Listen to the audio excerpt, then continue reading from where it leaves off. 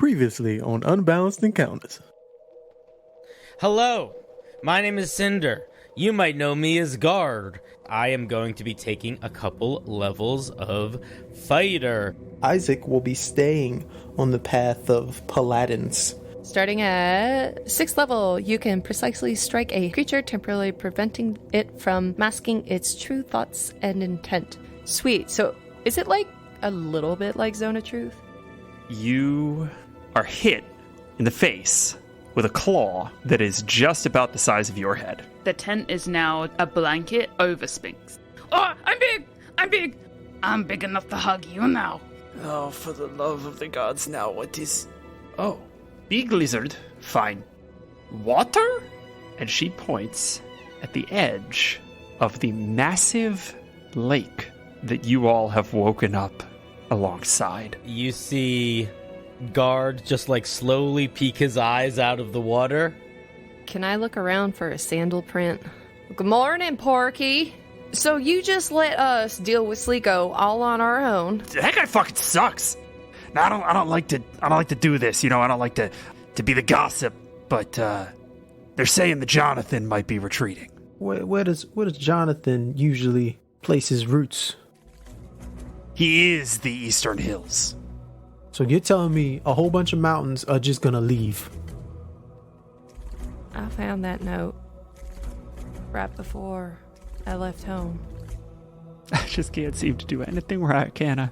Mama, I was so mad. I was so mad at you. I was so mad at Daddy. But, Mama, I forgive you.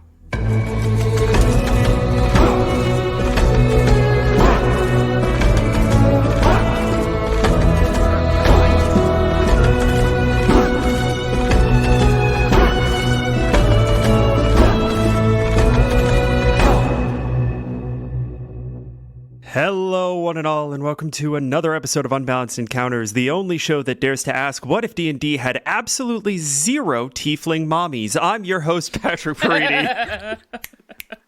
There's always time for more tiefling mommies, and we never know when we're going to bump into them. Craig is so upset. Don't talk I've about my been tiefling waiting. How many episodes of this damn show we've been doing? I think 33. Not 35. one. Not a one. Not a single one. I mean, Emily kind of played one at Old Folks' Tome by the loosest. She played a tiefling grandmother. Old tiefling mommy. I'm all for gilfs. She was Don't a get me wrong. tiefling mommy Gilfs back are in cool. the day. Gilfs are cool. However, where are my damn tiefling mommies? And daddies. We'll take some daddies too.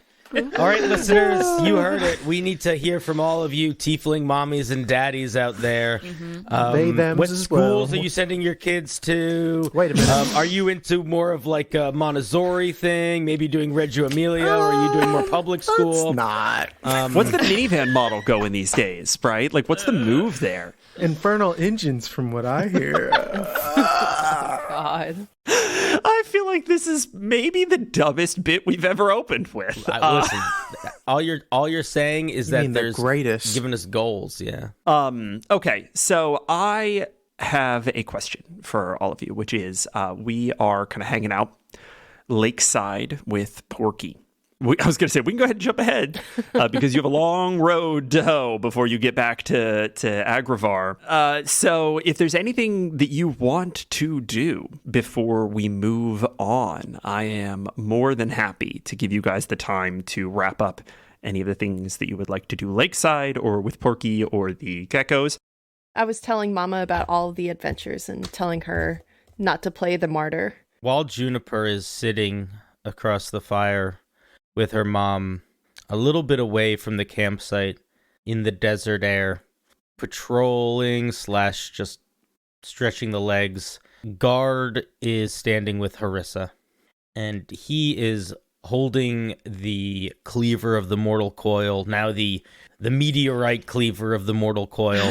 Fucking the metalist thing And on the planet. He is, even though he doesn't have a face, he is staring at June's mom. Do you think we can trust her? Catherine? I think so. I think she herself was lied to and used, and she cares a great deal for June. I think we can trust her. She is very good at making people feel. True, I think. You see, I see in her someone who has been through a lot and has many scars to show that she has been through a lot. And with that, people tend to lean in various ways of sympathy or not. I don't know if she necessarily wants that, though. I think she's making people feel, at least mostly unintentionally, it is just a symptom of what she has done through her life. Do you think she still has ties to the Sapphire Sisterhood? Oh, no doubt. Whether she herself can trust those ties is another matter. I think the ties that she had or believes she still has, maybe she needs to figure out whether she can trust them. I am glad June can see her mom, but I am not glad that we are camping with one of the Sapphire Sisters. Saffron nods and sort of looks over in that direction. I think it is wise to always keep an eye, especially on new people. We don't know where they've been, what they've done, where she's been for so long, especially if they are a pawn in a game they do not know about, huh? Or if they are playing the part of a pawn. I am not the best at telling when people are deceiving, but I do know we have seen how powerful these sisters can be, how influential they can be. I am going to keep an eye out. Guard is going to take out the cleaver. He's going to hold the eye up, and he's going to use the thing. peer into her past, and I want to see how many lives she has ended or has been the direct cause of lives ending. That's fucking incredible. Yeah, please. Remind me, is there a save for that Not for surface this level? first part. Okay.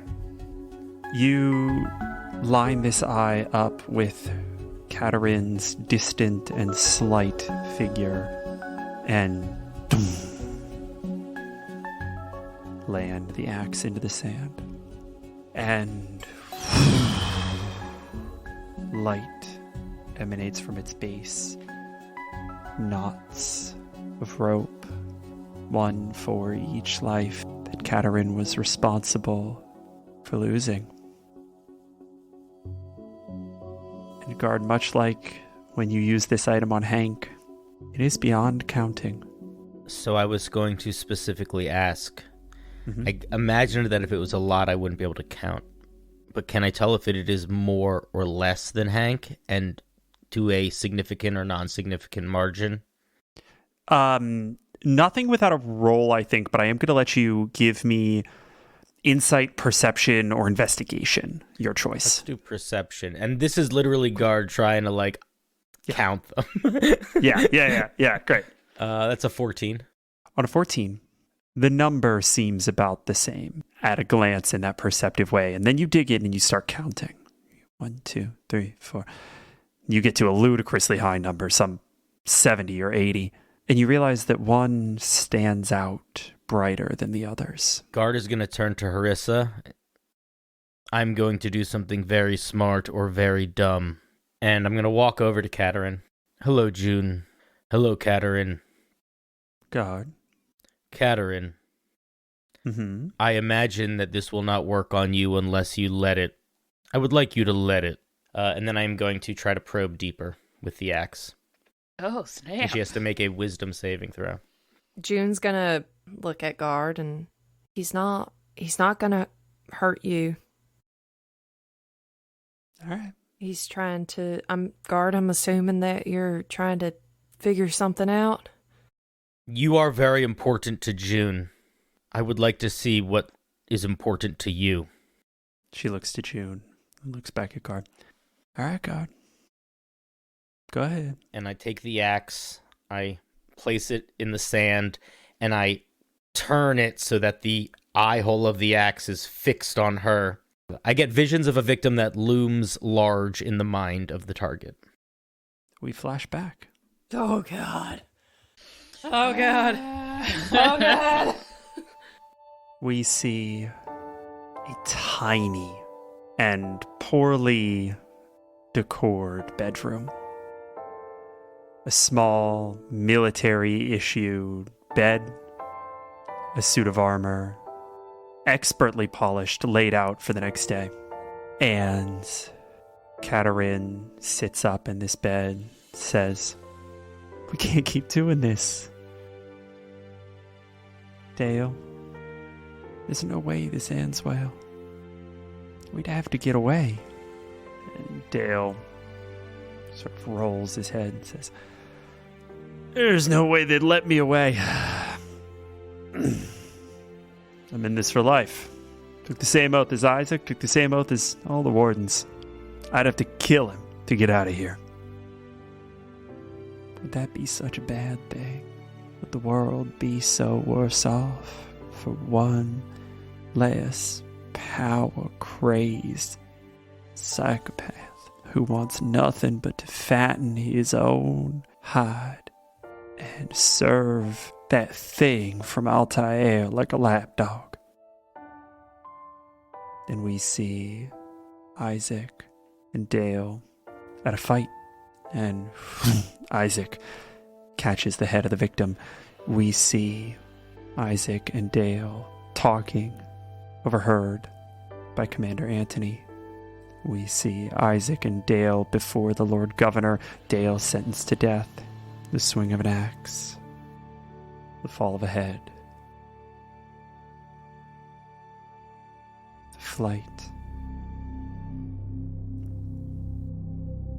But it doesn't stop there, because the death of the Lord Governor is not the one that looms large in her mind. We transition from memories to ideas, imagined notions of Dale Snowthorn laid upon his bed at the time of his last breath. She feels responsible. She feels singularly responsible for his death. Like I said, you all are still lakeside if you want to be. Porky's still around. If there's anything in particular that you want to do before we move on, now's the time. I want to write a letter. Okay, we can go ahead and say that you do that on the evening before you all make your departure. Let's dial in on that. Is this a gopher based letter? It is. It is a gopher type letter. I figured it might be. Okay. So let me go ahead and set us up here. Lakeside. And while it may have been nice to have had Porky's help in any of the more important things that you were just doing, it was nice to get a little bit of a reprieve in the immediate aftermath.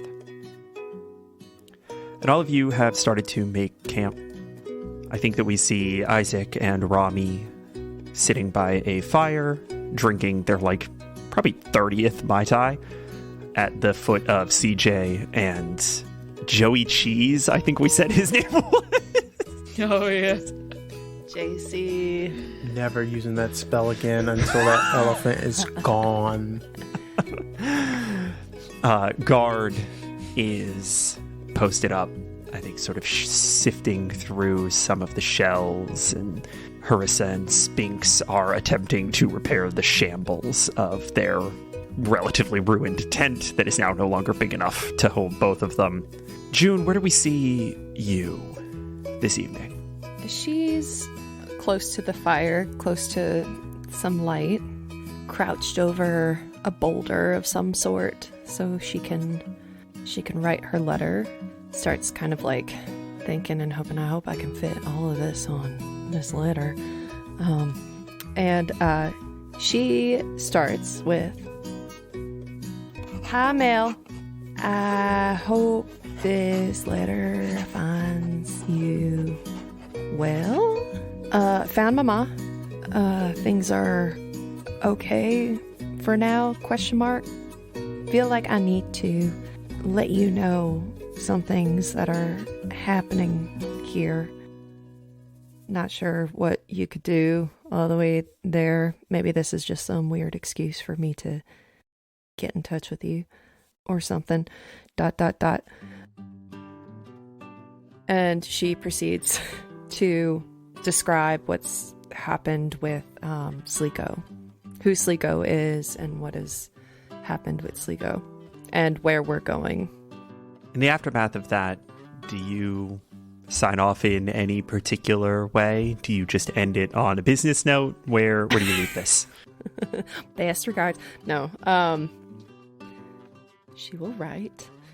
Cool. So that's everything.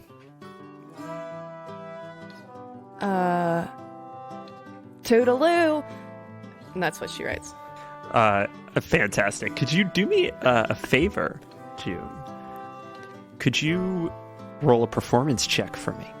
A performance check. Are we just gonna gloss over that toodaloo?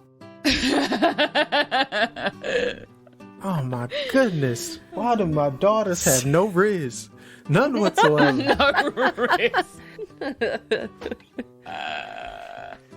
It's a 13. Okay, a 13 is certainly a number. You fold A toodalooey number. you fold the gopher back together and it kind of pops up again. It says, Toodaloo, huh? Interesting. Making me schlep all the way back to the afterlife for a toodaloo. All right, fair enough. There's a lot of stuff in there. Uh-huh. Sure. Well, I mean, what should I write? What should I? I'm not going to tell you how to live your life. I don't listen. It's complicated. Long distance relationships are very complicated. All right. Especially when I have to get there on foot. Yeah. Do I need to roll a d4 to see how many days it takes you? Yes, you do. All right. This is this dude's life purpose. Why is he bitching so much? There's so much judgment in this little gopher. I think the expectation of this gopher is that he's going to be going to like towns and stuff, right? Like maybe you send him to Minehead every now and then. He has to cross a trans-dimensional plane like once every 3 weeks for June. You're welcome. Not many people get to do that. You're not wrong. That's a 3. Okay. So you see the gopher. All right, off I go, and hops down and kind of looks around for a second and sees Porky's trail. She'll call out as he's leaving. I mean, you can tell him that I miss him. You can tell him that I miss him. You really should have put that on the card. As the gopher disappears into the night. And with that, we see the evening draw to a close. And when you all wake up the following morning, the oasis is gone.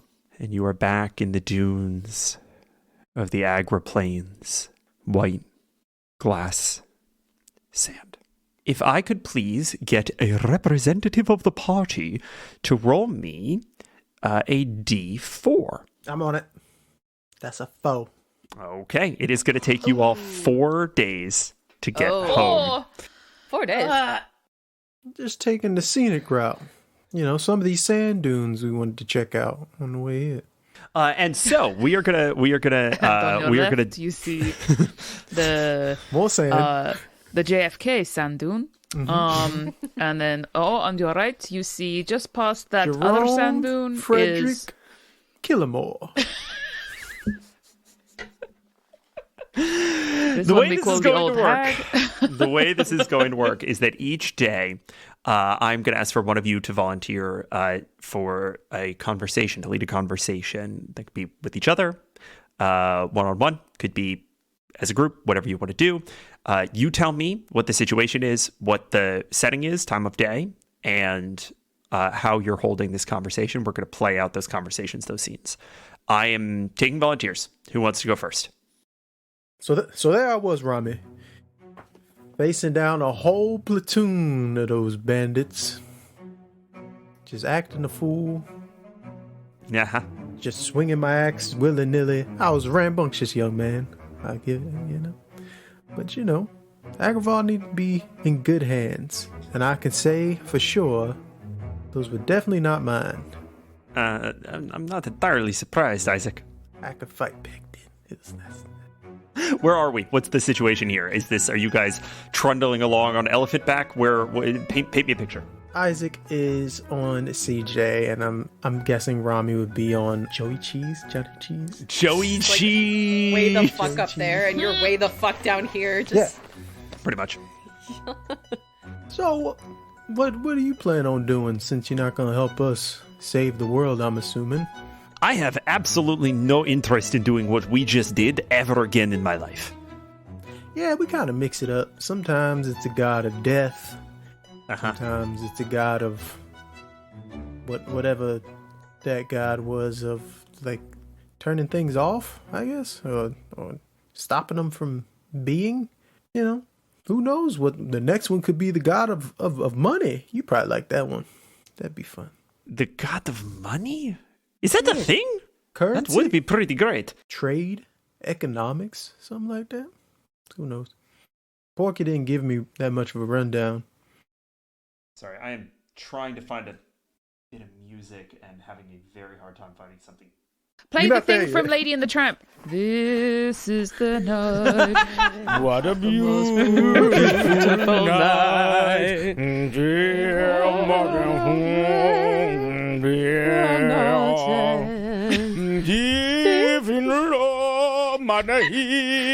God singing in the background. There's a moon rising above Her the dunes. Italian is so good. Where did this plate of spaghetti come from? I feel like Mr. Spinks probably had something to do with that. Damn it, There Mr. with the Spinks. moustache. Get that mustache. Get that off your face. Ow! Oh, did... I appreciate that all of you have some sort of higher calling. You're going after these enraged gods or whatever, but I'm gonna be honest. The last couple of weeks have not exactly been kind to me or really anyone in my clan. Yeah, they kind of all died, didn't they? Most of them, yes. It hasn't been a good time. Yeah, I'm sorry about that. Well, I'm sorry for the ones who didn't attack us and we defended ourselves. For those other guys, I feel bad for them. It was a job. We know the risks whenever we take it, but... Don't I know it? Why are you going on this Kakamimi quest? I mean, no offense, but you were just telling me that your prime was like, what, 30, 40 years ago? It was 20. It was just 20. It wasn't that long ago. You know? I'm just saying, you know? You got to be getting tired, huh? The world's going to shit for everybody. What are you doing about it? And why? He would probably see June ahead of him, and Safra is still being held by Mr. Spinks as he Yeah, carries Scrumpy. Holding both of them. You know, when I was younger, you do that thing where you think you're immortal. And you just run around doing whatever you want because no way the world's gonna change while I'm here. But as I've gotten older and seen the changes happen from my point of view, I realized that I'd prefer it if I left it a little bit better than how I had it given to me.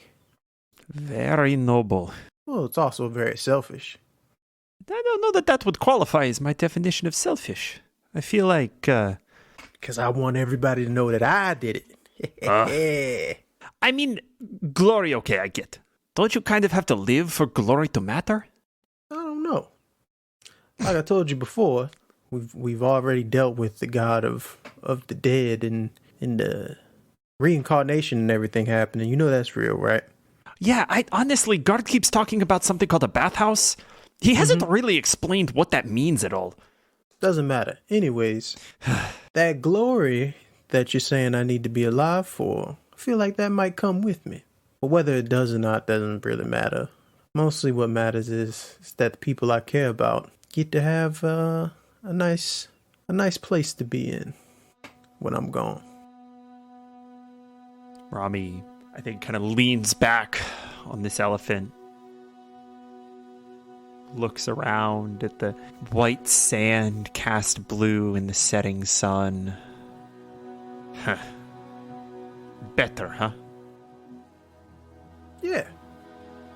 He's looking up at the sky, just soaking in the world that he's in.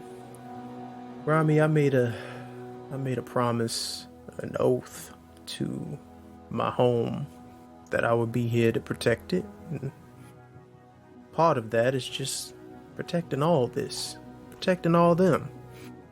Hell, even protecting you. Weren't you going to kill me there for a minute? Well, that was to protect them.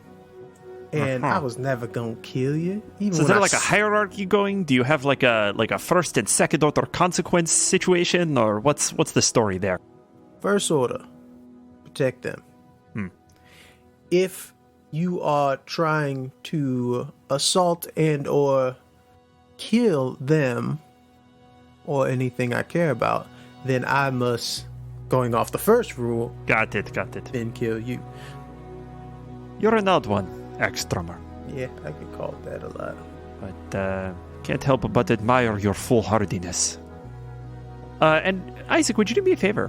Would you roll me a persuasion check? I am not going to give you your sarcasm bonus here, but I am going to give you advantage. So 20. DC was a 15. I think Rami goes quiet for like a minute, right? I think she goes quiet for a while. And I think that you sit in that space with her. Soft murmurings from the rest of the group as you trod over the sand, and I think eventually she sits up and says, "Where would one even start, you know? Trying to leave a better world." I think... Don't quote me on this, because I'm learning as I go. But I think it happens when you start wondering about it. You'll know what I'm wondering about. I'm wondering about that damn Lord Governor and what's waiting for me back in Agravar. Yeah, you're probably gonna be arrested. Yeah, that's not productive for me. Not really where I see my career going in the next 5 years, you know? Well, luckily enough, the heroes of said lands are also with you, so maybe I can put in a good word for you, something like that. Who knows? He winks. She shoots you a smirk and says, "Oh, what the hell? I didn't have anywhere else to go. You going to vouch for my safety when we get back to Agravar?" Of course, I'm like the second nicest guy there. Who's the first nicest guy there? God. Oh, yeah, right. Yeah, 100%. No, that does track. All right. We'll see what can be done. Cool, you want to see something cool? Hell yeah. And he's gonna take the axe of astronomy and he's gonna shoot the stars into the night sky. Oh!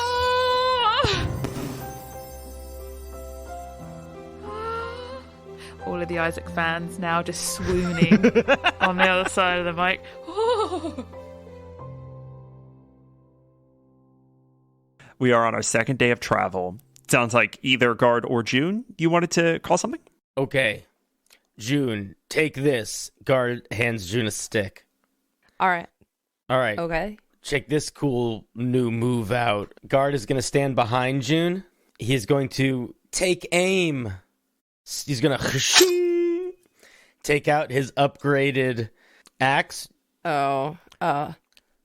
Look closely ahead. Don't mind me behind you. Hold the stick. I'm holding it. Are you ready? No. Here it comes. And I'm going God. to swing the axe down, but instead of making an attack, I am going to activate its meteoric feature, and I'm going to target a giant beetle, like a beetle the size of a golf ball. I need that beetle to make a strength saving throw. Okay, this beetle is going to add a -4 to this roll. Oh, poor buddy. That's a nat 1. Oh, no. Oh, no. Asgard swings the axe down. The bits of meteor that are sort of infused into it now will glow a bit, and it almost looks like the axe catches on the air. And as it cuts down, there's this weird ripple, a little bit like heat coming off of a road, but like bending inward, as if the axe can like grab onto that heat and pull it in. And June, you see that beetle lift off the air and fly towards you really fast, like a baseball. She'll try to hit it.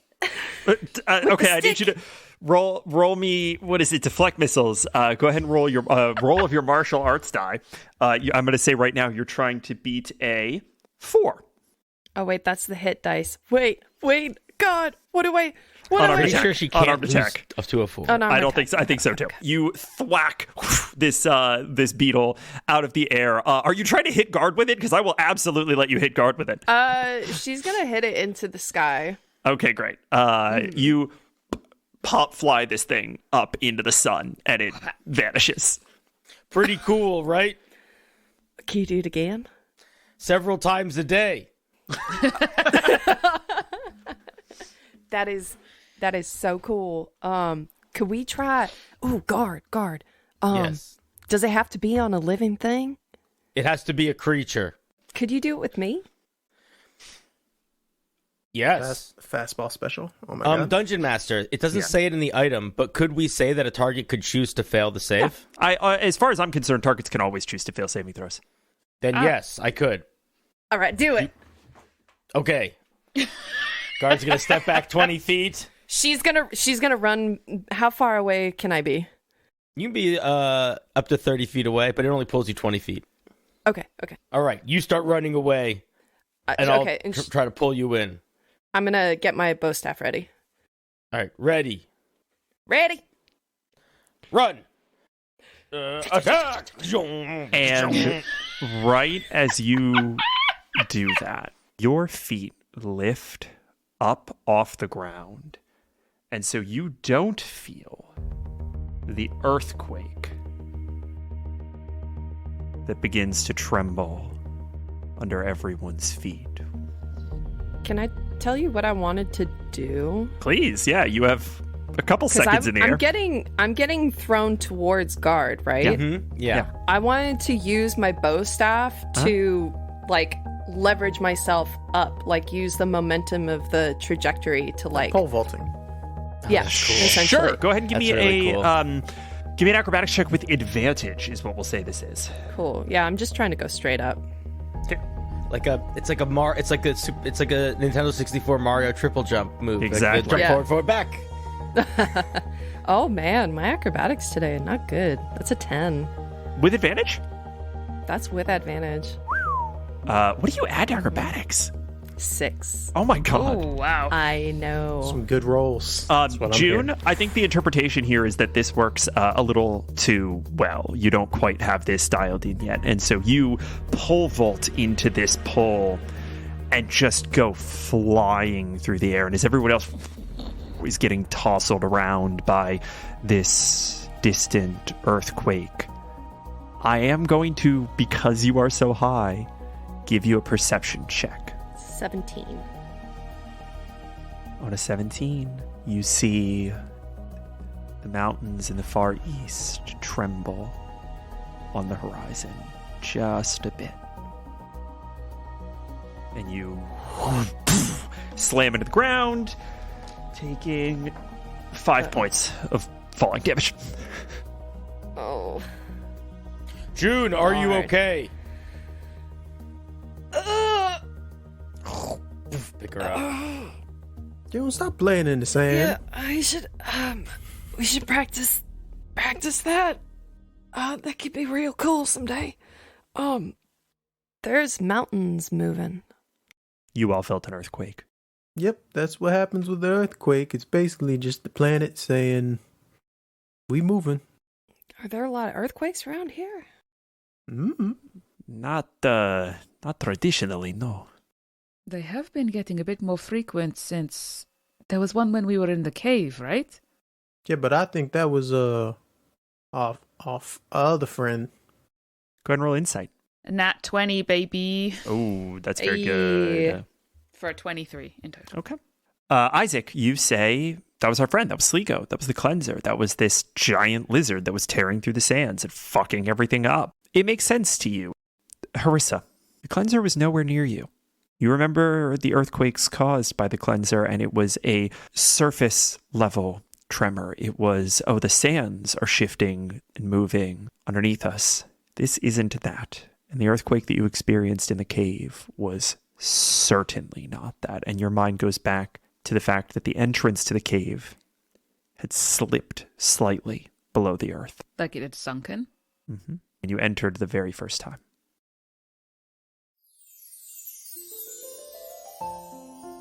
We cut to the third day.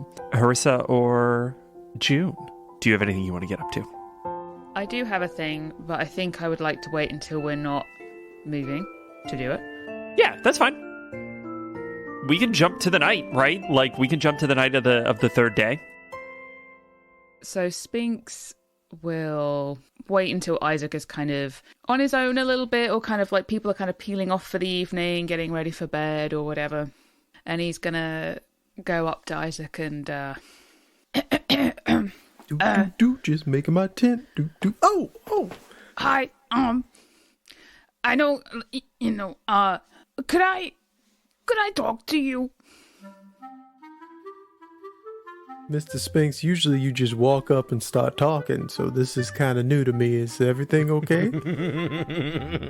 I know, I mean, usually I'm very eloquent and I can just, speak and not worry, but I don't know who else to ask, because it's kind of weird asking Safra, and God wouldn't understand, and June would be confused, so, or maybe the other way around. Anyway. You're really scaring me right now, buddy. What's going on? He's playing with his claws and sort of just like looking down sheepishly. Stop that! He slaps his hands. That's right, Spinks. Be a man. You are a big boy now. Okay. When you got big, one night you opened your eyes and you were big, because, right? Did you notice scales in places that weren't there before? Okay, let's. He looks around, make sure. Mr. Spinks.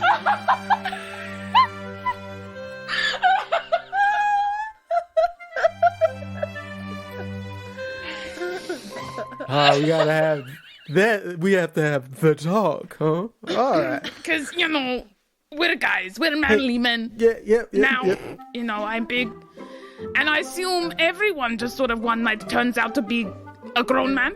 And I just wondered how you... In the blink of an eye, it happens. Right. Truly. So, Mr. Spinks.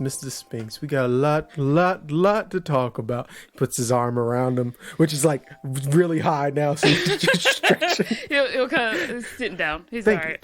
thank you. Now, let me tell you about the bison and the bark. And he starts walking off into the distance as they start. Bison in the bark. I love it.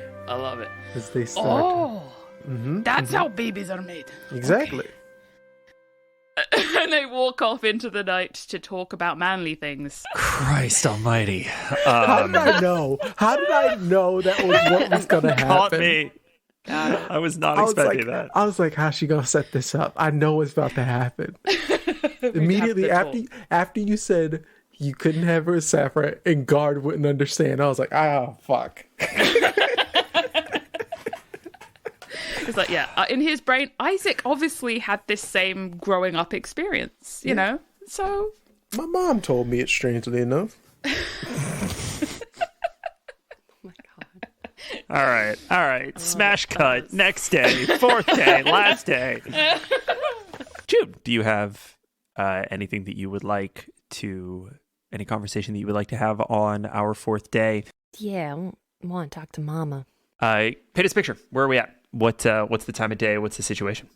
I think we may have sat down or stopped to eat, and June is she's sitting next to her mom. Mama, how? And you can tell me if this is not a good time to have this conversation, but how did you know that Daddy was the one? You ask your mother that question, and I think that you all are sort of laying out a little bit of a spread of rations. You've kind of separated yourself from the rest of the group a little bit, and I think that she has taken a couple of provisions, a little bit of jerky, a couple of biscuits, and is just sort of pulling together a little bit of a lunch for the two of you. And she kind of looks away wistfully.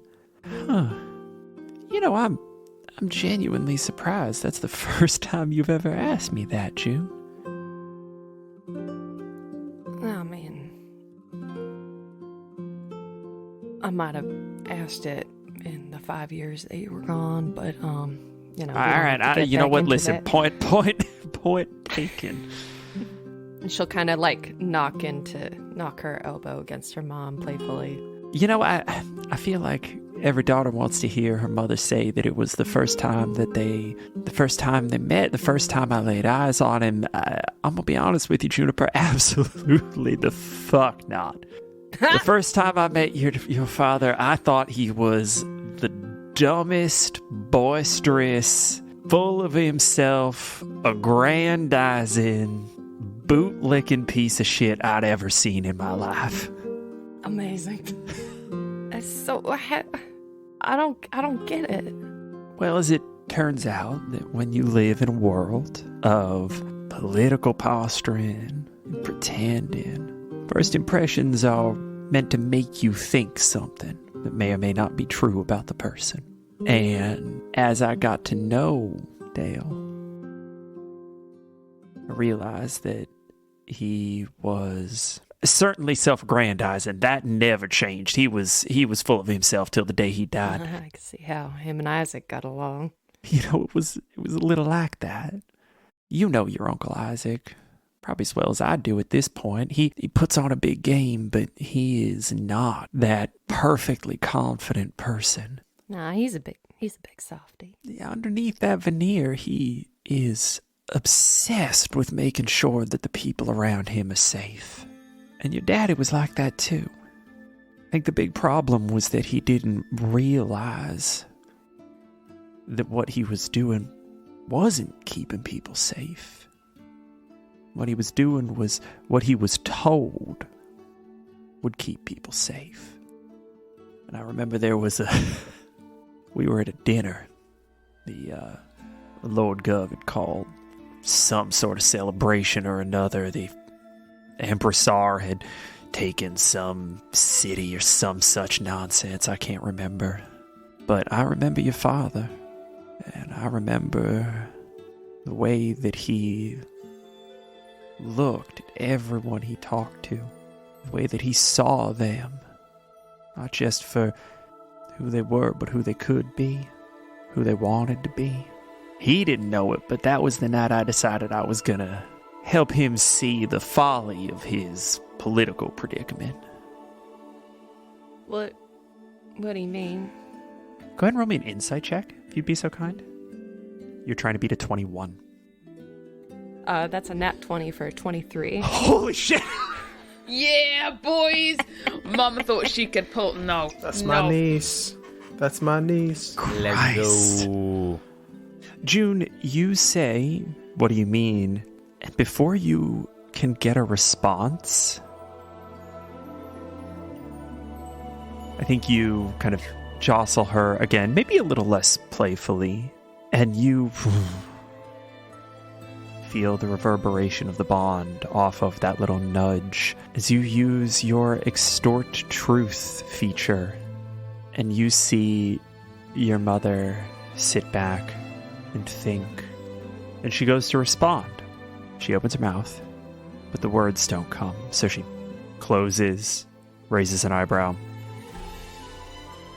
sets her jaw, and very, very cautiously says, I knew that I was in love with your father, and I knew that the Lord Governor was hurting his people,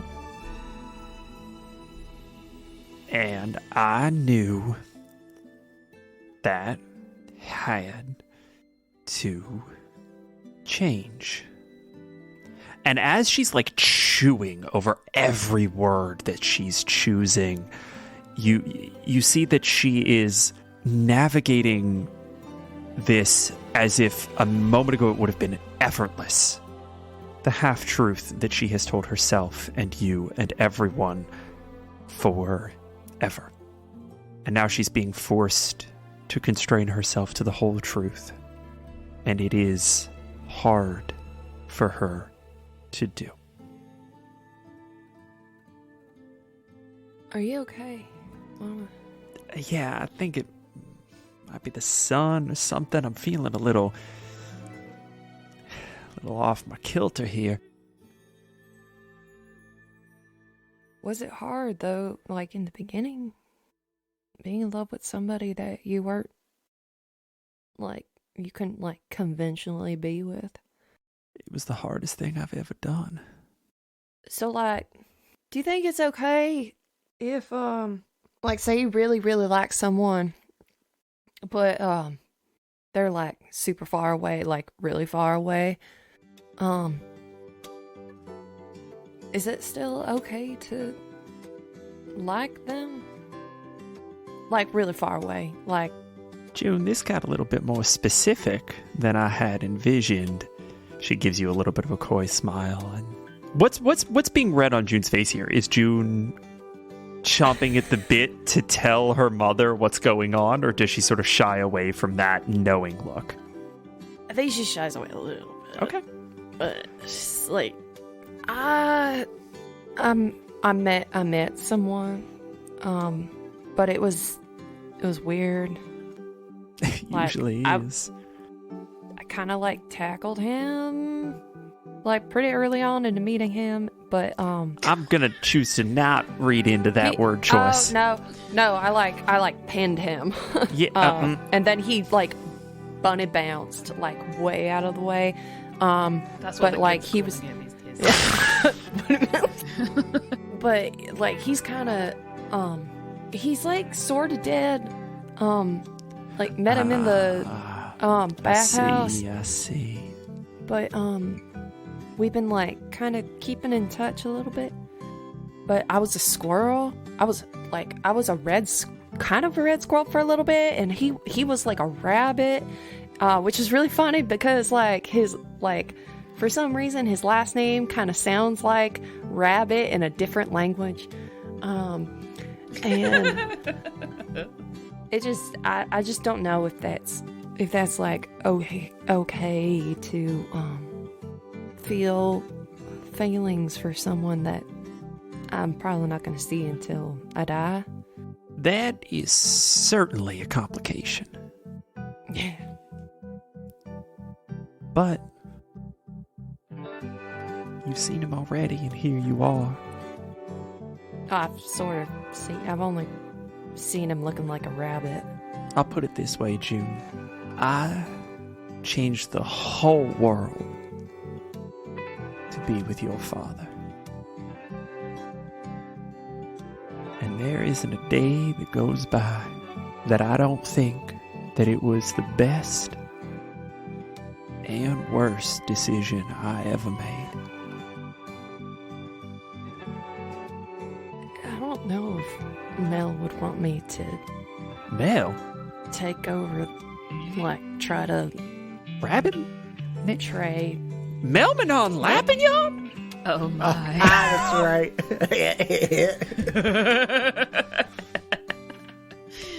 Juniper yeah. Snowthorn, he is 10 years your senior.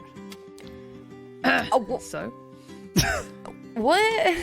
How do you know Mel? What is happening? Mel was a recruit under your father when we lived in Agravar. Mel was the leader of the Agra Wardens for my entire time here. These past 5 years, Mel and I have been working very close. I guess I knew he was dead. I didn't know he was undead. I mean,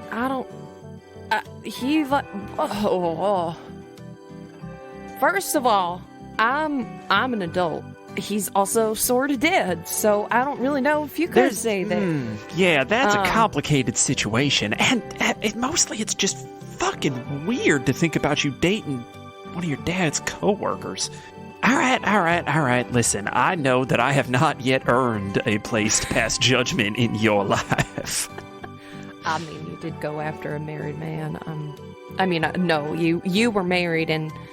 Well, kind of. I was a royal consort, so I was like legally owned by the Lord Governor. It was a weird situation. Oh, they're so fucked up. There's so many things that are fucked up. Yeah, this is kind of why I wanted to sort of dismantle that structure to the best of our ability. Right.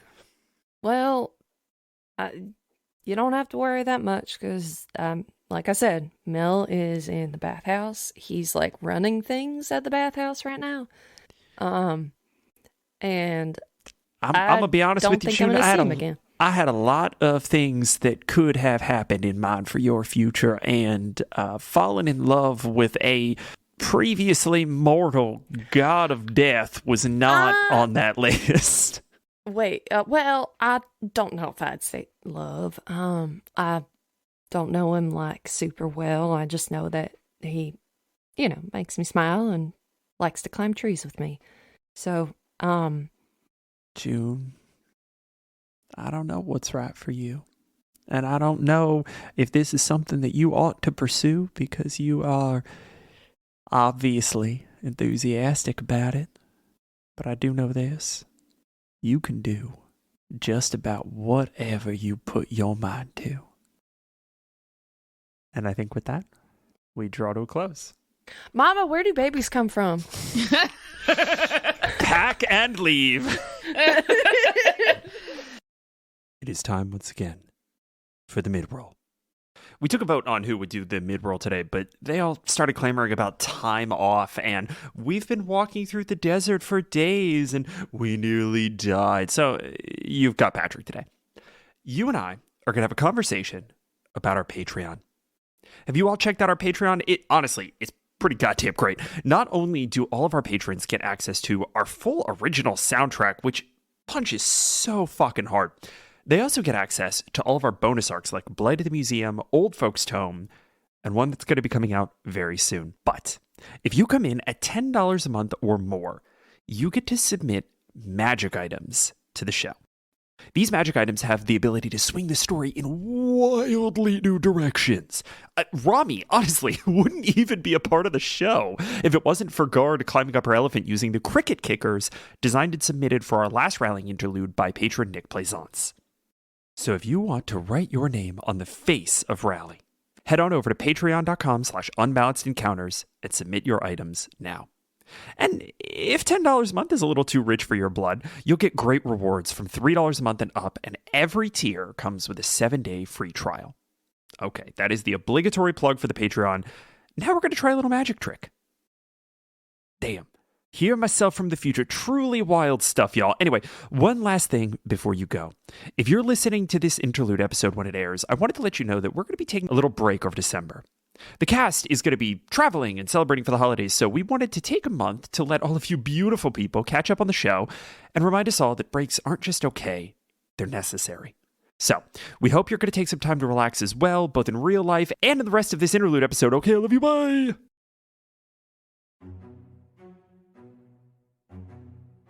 We see you all pack, remount your boars and elephants, and begin the final leg of your journey back to Agravar. And we see sand dunes giving way to scrub grass, the desiccated but uncleansed remains of the Agra plains surrounding the city itself. And you all reach the cliff's edge, looking down onto the sandstone city in the valley. And at the very bottom of the hill, you see a very familiar prosthetic mustache. Yes! Where have you been all my life? Well. And I think we see your contingent make your way down this hill to the main entrance of Agravar, and you see, in an immaculate coincidence of timing, Benny Jazir and Jurgis Verkus. Vegas, you old so-and-so. Sitting on the back of Carl, who is pulling their cart's worth of provisions. And I think you all see Whiskers sort of tap Benny on the shoulder. Benny, I believe that our friends are arriving coincidentally at the same time. And Benny turns, pinches the bridge of her nose. Well, at least they are not dead. Isaac! Hmm? Are you alive? Yeah. It's hot. Yeah, he's not dead. Fantastic. You all are now in a group making your way toward the entrance to Agravar. What do you do? First off, I get off. CJ, this is your daddy Carl. Benny, this is Rami, this is Benny. And then these are all people, y'all know each other. Hi, Benny. Hello, Mr. Spinks. It's good to see you. Hi. Hi, Whiskers. Is anyone else noticing that Mr. Spinks is very large all of a sudden? No? Oh, yes. It may be, it sometimes not easy to notice, but, I've been working out. It's working for you. You're doing very well. It's honestly miraculous. I did not think that working out could make you like 4.5 feet taller. Yeah, not many people know, but there's a certain type of, lift you can do that actually makes Show you him the big. lift, Mr. Spinks. Here, look out, ladies, here's the gun show. Benny just... And he's gonna flex his. I'm obviously doing it in the camera right now for everybody else to see, but for our listeners, I'm flexing. Doing the curls. Mwah! He's kissing his biceps. Spinks has been working with the Liver King, eating all the supplements and doing all the raw food Lots diets. of protein. What are y'all doing here? Whiskers is just furiously writing this stuff down. Hi, Benny. Juniper, you're looking well. Oh, thank you. Uh-oh. Benny, did you know about this? And she'll point her bow staff to her mom. Catherine, I'm glad to meet you. And Catherine raises an eyebrow and says, I don't believe we have had the pleasure. Catherine Snowthorn. Wait a minute. Wait. Oh, Rami, see, this is where it's going to get interesting. Go, listen. Y'all hadn't met? No, we had not, Juniper. Oh. What? But oh. I believe that Miss Jazir, was it? Knows all about me. Isn't that right, Miss Jazir? I would imagine we have much to discuss. Well, I feel a bit like an asshole. Yeah, Mama, Benny, my mama. Cool. And she'll, dash over by guard to let them talk. Yeah. It would probably be wise for us to wait to have these conversations until we know what we are up against in Agravar. Isaac, your brother Quan, he's in Raleigh with his family. Yes, so I've heard. How did you hear? I'm a mystical, magical man now. Oh, Benny. for fuck's sake. Wonderful, wonderful, wonderful. It's so funny because that's also just true. Gonna take that's that not one a at face lie. value. That's a real answer. I communed with the gods. They gave me answers. Listen, you knew? Who am I to question now? He told me on no uncertain terms that he was there for fear of his own life, and that he did not know if you had survived the attack. Oh, well, that ain't nothing new. I'll show up in a decade or two, and he'll know I'm completely fine. I'm kidding. Great family I'll just write dynamic. him. Wonderful, healthy family dynamic going on there. Fantastic. Good example for the kids. What in the hell is going on in Agravar as the carts are turning and you all are just like approaching the front? Well, we think that possibly there could be some sort of coup happening with all those, the sisterhood. Well, we don't even know where the new Lord Governor is Could be dead. right now. Could be What? dead and gone. You say that and Katarin kind of goes a little blue. The last we heard, he was off with Trent. And I cannot trust Trent as far as I can spit. Benny screws up her face a little bit. What has the Grand Matron done to earn this distrust? Oh, many, many lies. She lied about where Catherine was, why she left. She lied to us about her intentions. She tried to trick the Lord Governor himself, has probably severed some memories or some shit, I don't know. But there's a lot of things. She had a whole diary about trying to kill Isaac. I mean, As Harissa's like going on, then June would have like pulled out the stuff to like hand to like or to show like Vanna, like here's our evidence. All right. and go ahead. the things is also the same as the assassins, the darts.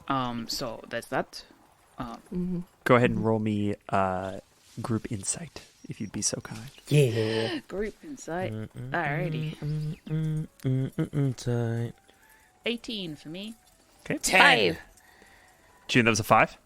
5. Okay. So far, 10 is the number. Wait, No, 18. Somebody got 18. I could I got be 18. an awesome roller. Hold on.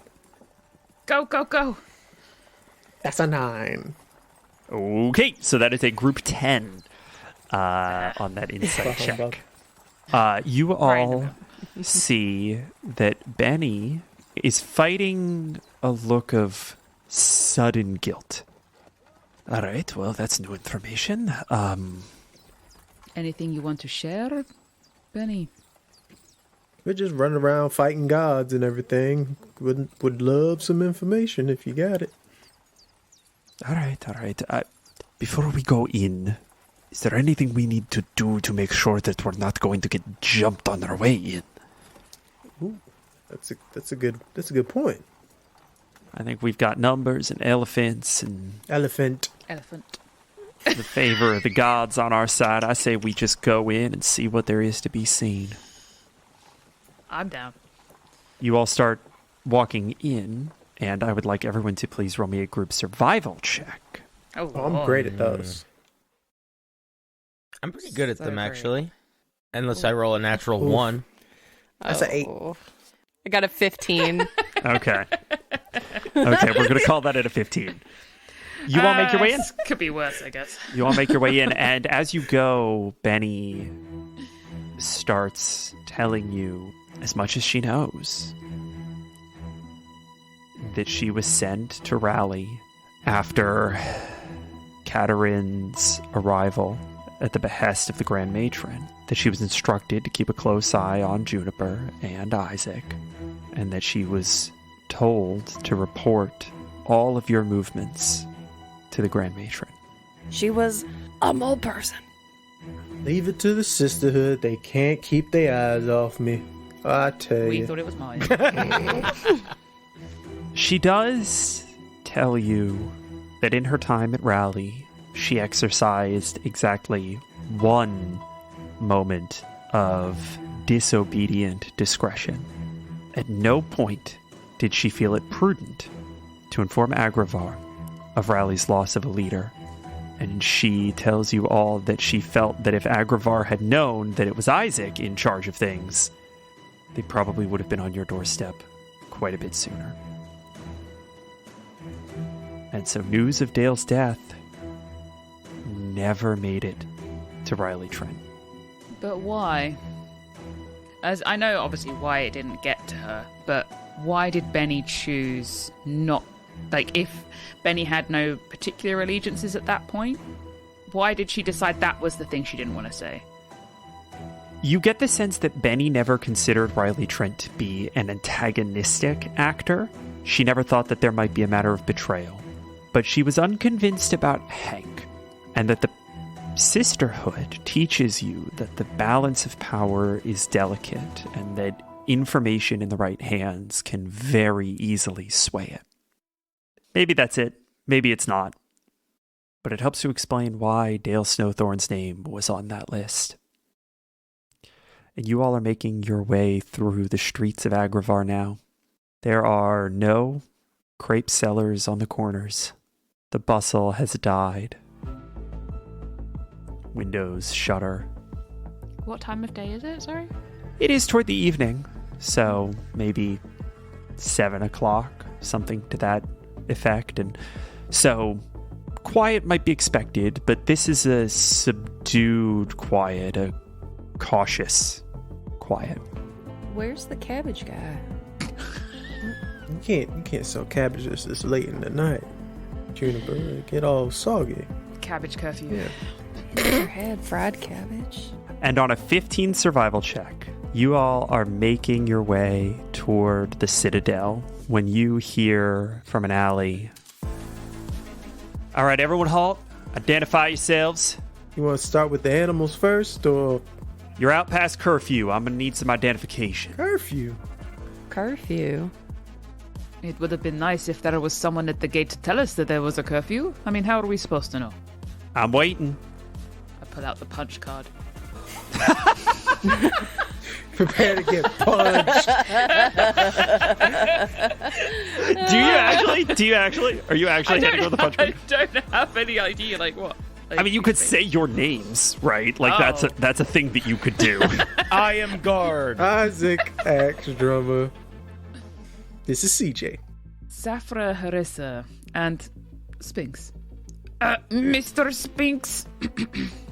June's not going to say her name, but she's... Oh, we're here with a missing advisor. Hank's missing advisor. And we're here to see him. The Lord Governor. The Lord Governor. You all see the glint of a blade as a glaive makes its way out from behind the shadow, followed by its bearer. It's Alistair. Oh, hey, Alistair. Advisor, you say? Doing all right? Isaac? Things are a little tense at the moment. Who is the advisor? And Katerin sits up. Alistair, it's me. It's Katerin. Alistair shakes his head a little bit, squints. We had all assumed you were dead. All right, you all need to get to the Citadel right away. Follow me. I'm going to stay really close to Mama. This is the Alistair that we saw in that little scene get We strangled, didn't right? see it. I know, we we ain't didn't. got no The clue. audience saw the strangling. I just want to make sure it is the same Alistair. Yeah, same Okay, character. that's fine. Same character. Yeah. So he's alive, apparently. We cut to the war room, and you all watch for, I think, a tense moment as Katerin falls into the arms of her firstborn child. And Hank is there, and he is alive, and he is okay. Where's Trent? And we see Katerin kind of take her hand, push herself back, leaning on Hank a little bit. She sort of shakes her head, and you see that she's crying a little bit. Do you say that out loud? Where's Trent? Yes. Why not? Okay. And she says, Saphir's right. We have a lot to talk about. June's going to kind of lean back and whisper to Safra, I thought he was gone. So did I. That's why I want to know very quickly where she is and what happened. I want to go up to Hank. I'm so glad you're here. We didn't know where you were, and I'm going to go in to hug him. He accepts that hug without restraint. Cool. I'm going to give him a big ol' pat, hard pat. Yeah. On the Is this back. extort truth? Yeah. Is this extort truth? Yes. Yes. I gotta spend a key point. Charisma saving throw of 14. Charisma saving throw of 14. I believe he's got a -2 to his charisma. Amazing. No, he doesn't. Does he? We both get it from our mama, We're maybe? not. Because I'm We're so not as low on related as charisma. I thought we were. That is an 11 -2 is 9. That is Yay. Ooh. an absolute failure. Cool. So he is unable to speak a deliberate lie, and you have advantage on charisma checks for the next 10 minutes. Oh, sorry there. June, it's good to see you too. Harris told me that you'd made it out okay. Glad to see you found your way back. Yeah, do you want to tell us where you were and where's Trent? Why didn't everybody take a seat around the table here? I feel like there's a little bit of backstory we got to get into. Oh, okay. Also, Mr. Spinks, looking very large, very impressive. Oh, thank you. I didn't think anyone would notice. I appreciate you saying. And he's gonna kind of like sit very awkwardly on one of the chairs, like. Somebody remind me we got to get bigger chairs made for Spinks and Guard. Anyway, I suppose you all have figured out at least a little bit about the attempted assassination plot that went off the night we all disappeared. So what I know happened to you is that Elzaroon found y'all, got you safely out of the city. At the same time, Sapphire's brothers were responsible for collecting me and Trent getting us to the safe house. Well, as you could see, the one succeeded, the other not so much. I have not seen hide nor hair of Riley Trent since probably the end of that evening. Fuck. We don't know if she's gone. We don't know if she's dead. We don't know where she fell on the side of any of these things. For the life of me, I can't get a straight answer out of anybody as to who was performing the coup. Seems like bodies just started hitting the floor. We found Alistair half choked out on the floor. When he came to, he told us that he got Quan out of town, which I'm very surprised about. So we know that Trent was actually behind a great deal of things that weren't in anyone's best interests, other than hers and parties unknown. Yes. Very nefarious dealings. Read that word in the book once.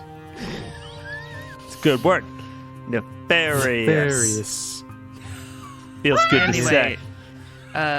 Settle down, boys, please. We have a very damning journal, which I don't know why villains decide to write all of their thoughts in a journal. I don't know, but here is her diary. Here is proof that she was working with assassins. June has other proof. I was afraid of this. What's the other proof I have? I don't know, you had a letter or something. Doesn't fucking matter. I love that we're all whispering. What? We were already pretty concerned about Trent. I had been harboring my suspicions since Ma disappeared. I had never really fully bought the line that she had gone off on her own. Katerin shakes her head. Riley sent you? Katerin nods. I suppose, June, your mole people theory held more water than we had expected. Mole people. This one went all the way to the top. Well, I guess that also might explain your issues down south. More than likely. That's why I've dispatched both of the Harrisons to see if we can corral the men, get a good defensive line going. Now that they know what we're up against, we can start rooting out possible infiltrators. Downside is that we have no meaningful commanding on our eastern front.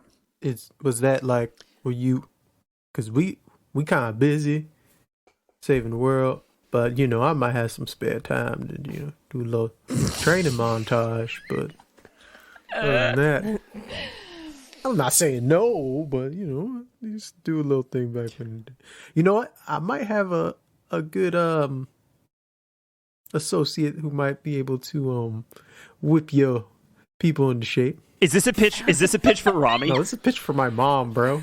This is a pitch for your fucking mom. That's fantastic. Yes. Go ahead. Yeah, So- fuck it. Go ahead and make me a persuasion check. Okay. Amazing. I mean, she Well, she can I hasn't just confirm? she hasn't been out that Sorry, go. long. That's him being sarcastic. Yeah. Fuck's sake. Yeah, go ahead and add the bonus. Yeah. Oh, Stupid that's a item. 12.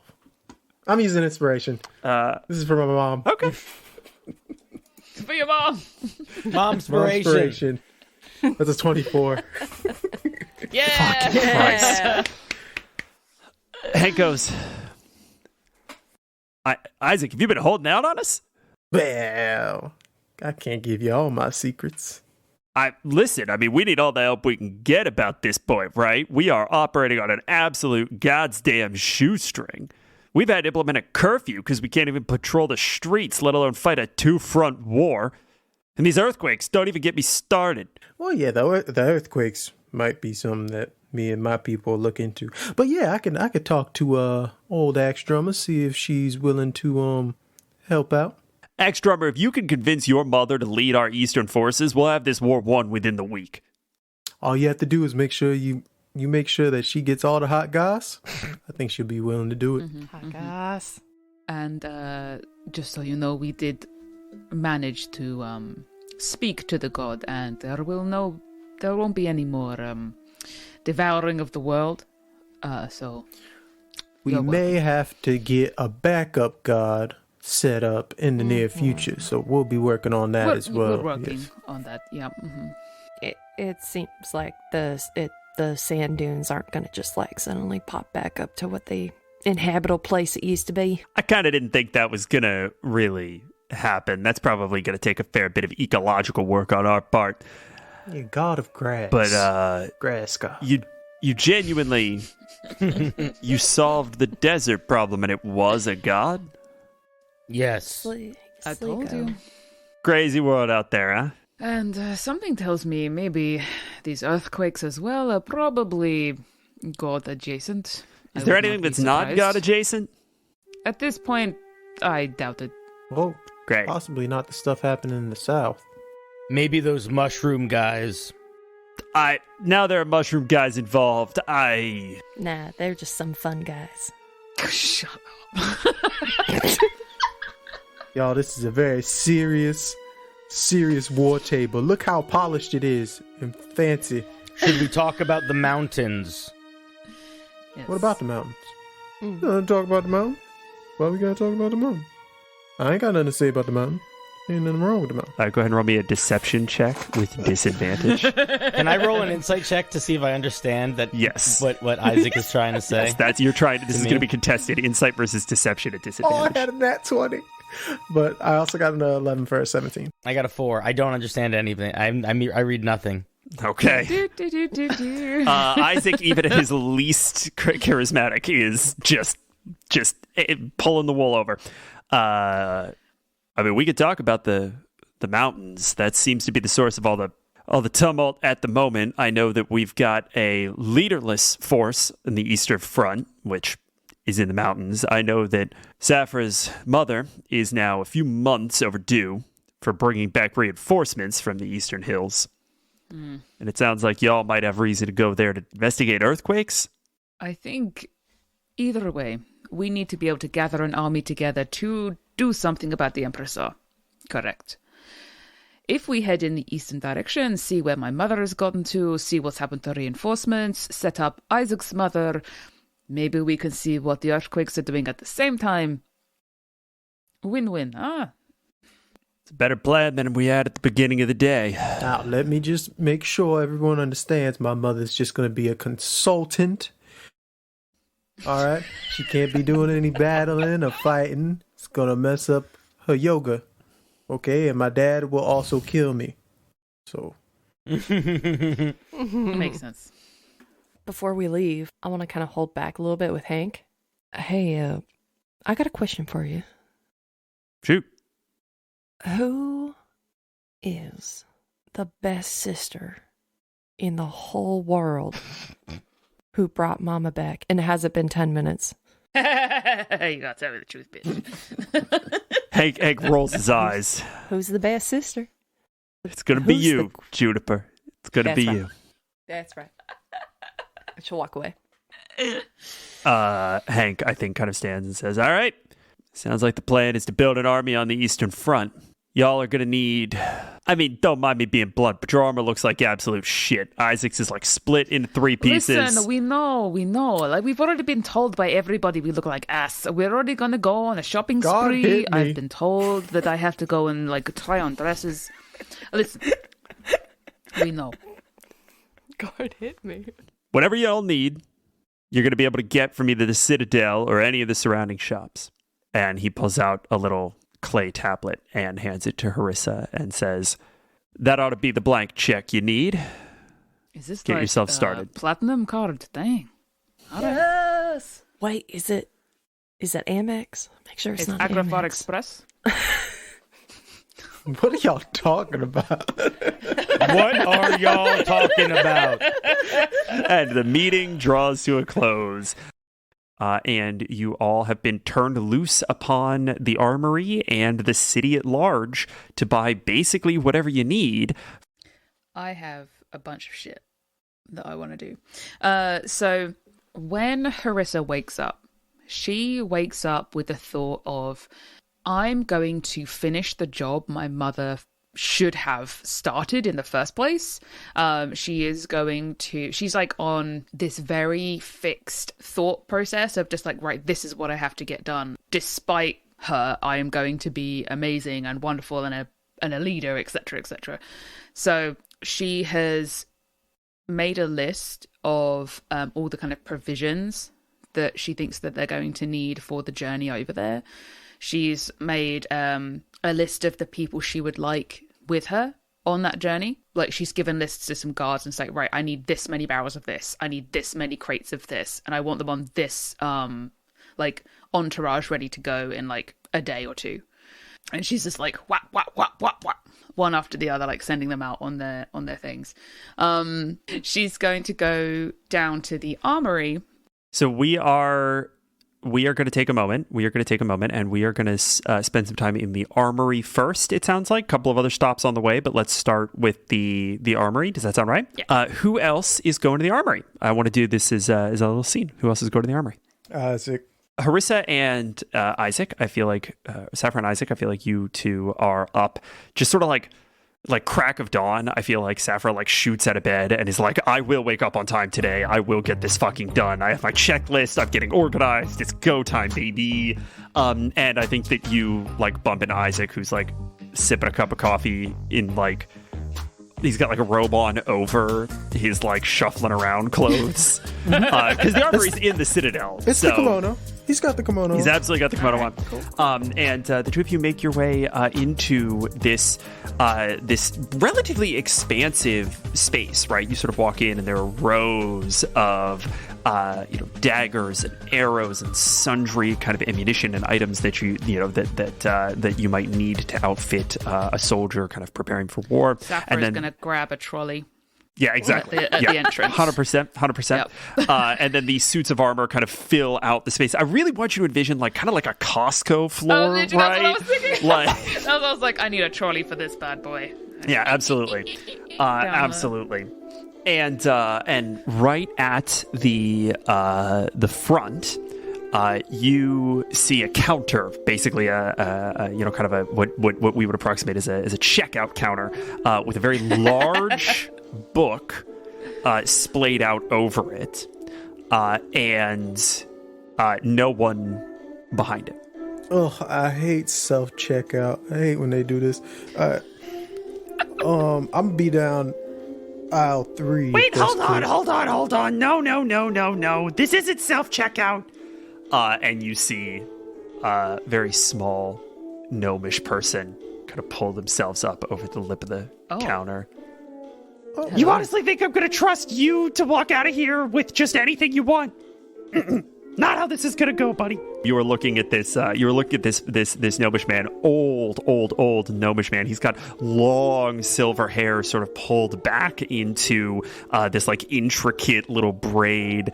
He's got like a big mustache that kind of comes out and curls into these like dense coils, and he is kind of glaring at you over half moon spectacles with just like these piercing silver eyes, and he scrutinizes you. What's your name, friend? Isaac Ekströmer. Isaac Ekströmer. He pulls out another book, boom, slams it on the counter, flips through, dust flies everywhere. Ekströmer. You would think with the A it would be toward the beginning. Ekströmer. So much dust. It's the AX, really. There's a lot of like Allens and Antonys and Agravar. Honestly, we have one whole book for Agra.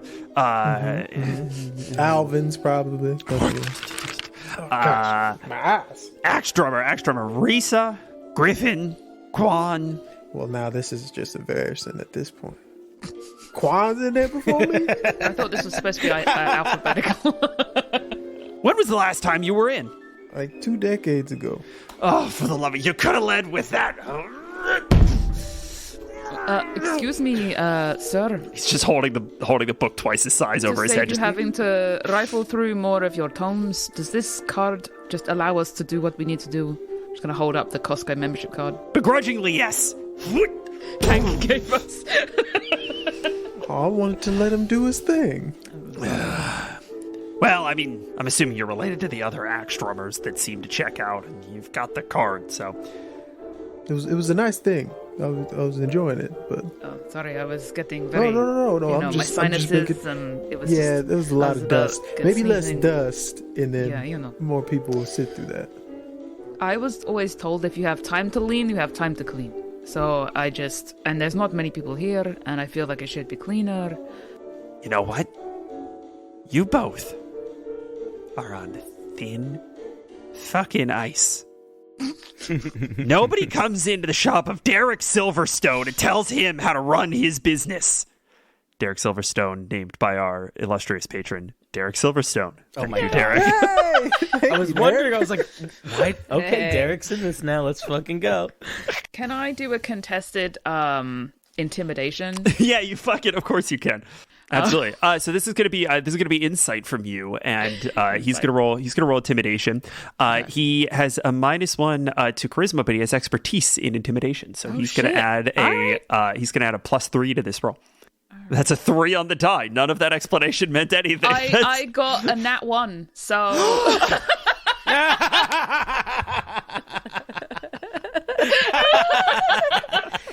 She's quaking in her boots. I'm very sorry. I didn't mean to offend. I hope we can still browse. If you begrudgingly, yes. Browse. We're buying. Yes. Thank you very much, sir. Thank you for and I'm pushing. Okay. Isaac away. Thank you very much, sir. Thank you. I appreciate it. I won't forget this. We turn round an aisle, and I'm just like, Jesus Christ, he was terrifying. So here is how this is going to work.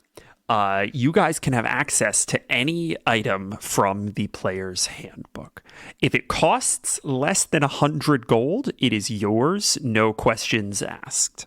If it costs more than 100 gold, it is going to be in a state of disrepair as Agravar is like struggling to keep afloat. You will be able to theoretically fix those things, but there will be a repair DC associated with it.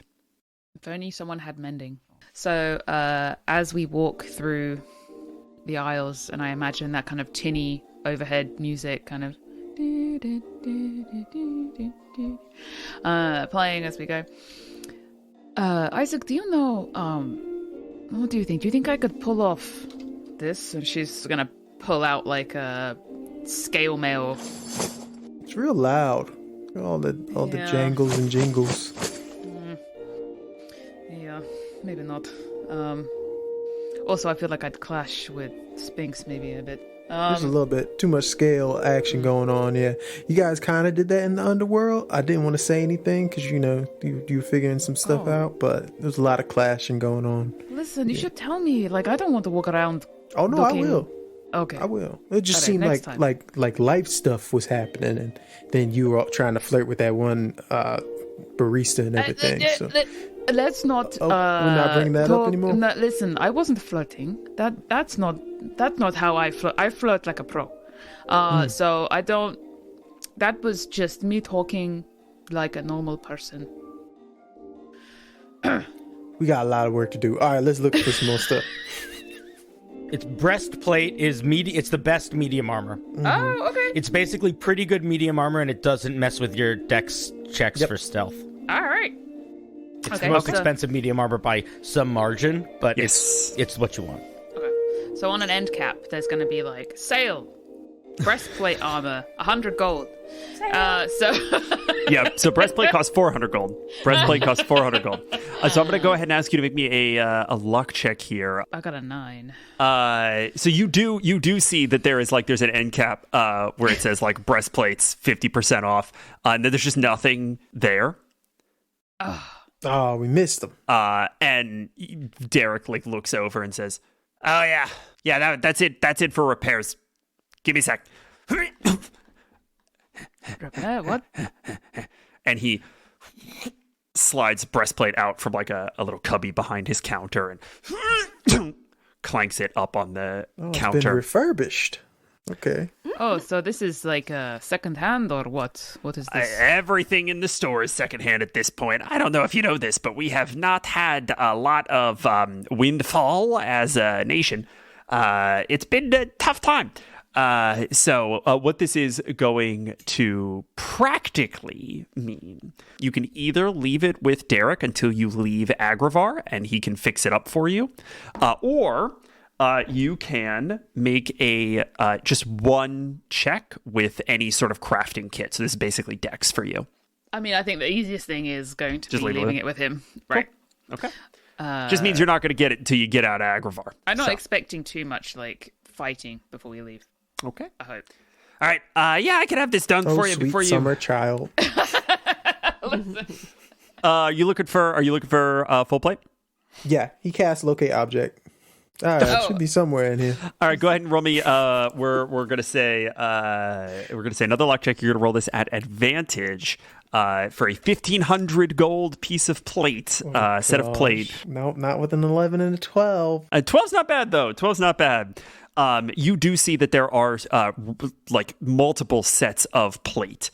All you need to do is hit a DC 15 craft check at some point, or like Safra, you could leave them here until you leave. He's gonna take it with him. Okay. Oh, all right. If you don't, you don't remember when my brother was polishing old guard back at my mama's house? Oh yeah. Yeah, we got stuff like that back at the house. All right, so that's going to be one piece of refurb breastplate and one piece of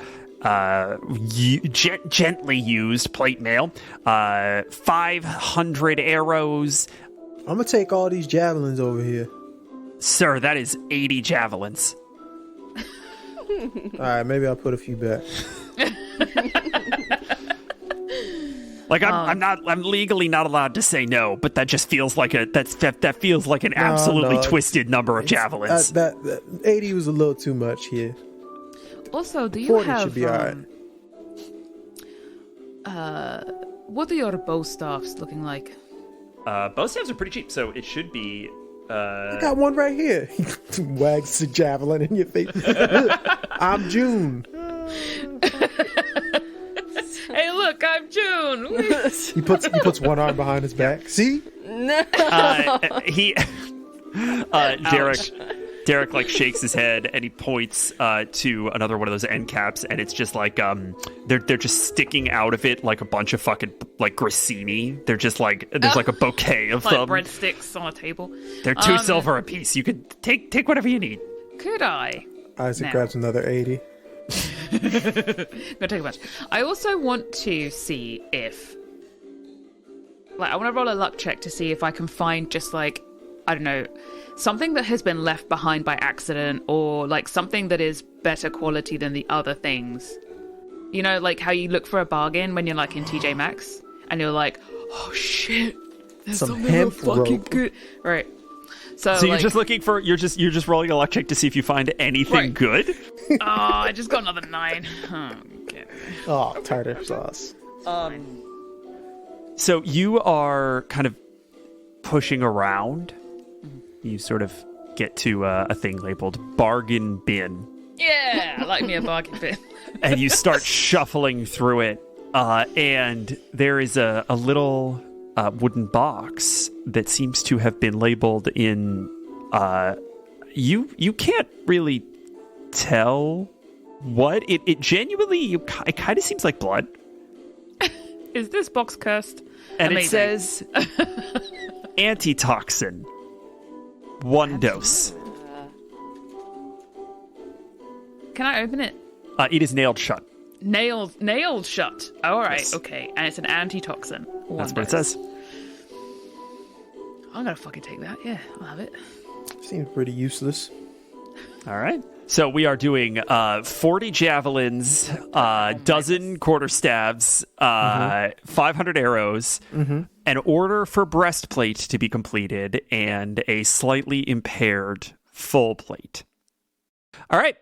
You all settle up your tab and prepare for all of these things to be delivered on shipment, except the full plate.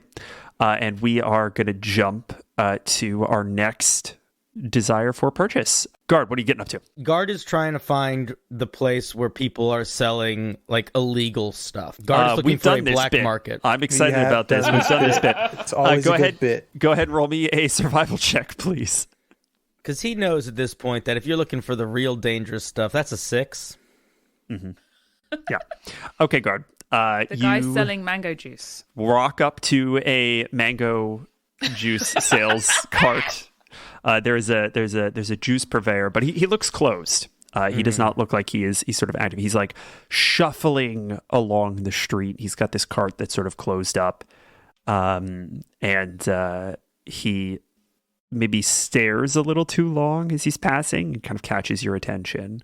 But he tries to hurry past. Do you move to stop him? Excuse me. No. How can I help you, sir? I see you have a cart. I do indeed, yes. I don't remember what this fucking guy sounded like, doesn't matter. Where would I go to find people with carts that sell... And Guard looks slowly to one direction and slowly to the other. Dangerous weapons and explosives. I honestly cannot believe that this would happen to me twice in a fortnight. Why do I look like I would know where you could get explosives, sir? And he holds out a hand in a vague gesture atop his cart. And it might be deferential. It might be asking for something. Guard will look at the hand for a little bit too long. Insight check to figure out if I know what he's asking for. Fantastic. That's going to be terrible. Guard is going to reach into his bag, and he is going to pull out a white token. From the bathhouse? This is an item from the underworld. It is incredibly underworldly. He straightens. You don't say. I do say. I just did say. Do you need me to repeat my... This is an token from the underworld. He reaches out to see if you're going to let him take it. Yeah, I'll let him take it. What's he going to run away? I'll kill him. He pulls it in. Listen, buddy, I think the place that you're looking for, right over there's a false wall. A little bit of wood. Leads to an alley. That's where you want to go. Thank you. Pleasure doing business with you, friend. Woohoo! And he yeets off. I still don't know what those tokens are the fucking for. street. Right. I have a bunch of them. We will. I'll go to the false wall. Okay. There's a false wall. How are you going about getting through it? Guard is going to walk through it, Yep. but with the full force of a 700-pound ceramic golem. You crash through this wall, continuing just... It's going to turn into a fucking combat scene. You Jesus Christ. continue down this alleyway as it narrows and darkens, and at one point you feel yourself absolutely drowning in the bodies of slithering capybara as they tidal wave over you, but you're like 1,000 pounds and unmovable. They turn into a slushy of capybara as they just sort of trosh through them. Some of them, yeah. Like a slow blender. And I think a lot of them are just like up and over your shoulders and stuff, and you just trudge through them until they They're like until balloon animals full of raw meat just popping around me. Jesus Christ. Ooh, fuck.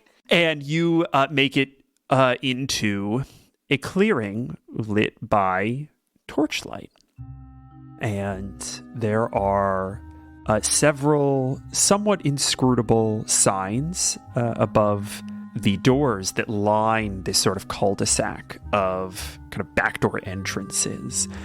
You see one that is shaped like a flask or like a glass vial. You see one that is shaped like a meat cleaver. You see one that is shaped like a crystal ball. You see one that is shaped like a tree. And you see one that is in the shape of a little doll. What was the first one? Like an Erlenmeyer flask, right? Like an alchemist's flask. Oh yeah, I'm gonna go towards that. I'm just gonna knock on the door. Hold your horses, hold your horses. What do you want? I would like dangerous weapons, specifically explosives or incendiaries. Are you a cop? No. You legally have to tell me if you're a cop, otherwise it's entrapment. I will admit to you that I don't know what a cop is, but I don't think I am one. All right, fantastic. And this person opens the door. Come on in, come on in. And you see this scruffy-looking, kind of patchy beard, blonde, sort of sandy hair, kind of crow's feet, halfling. He leads you in and says, glad to hear you're not a cop. We don't take too kindly to cops around these parts. What's your name, friend? My name is Guard. Simple, effective. I like it. All right, so you're looking for explosives, huh? I would like explosives. What are you trying to blow up? You trying to blow up a dam? You trying to blow up a parliament building? You trying to commit light terrorism? What are you looking for, friend? I would like explosives that can be adhered to arrows or thrown easily.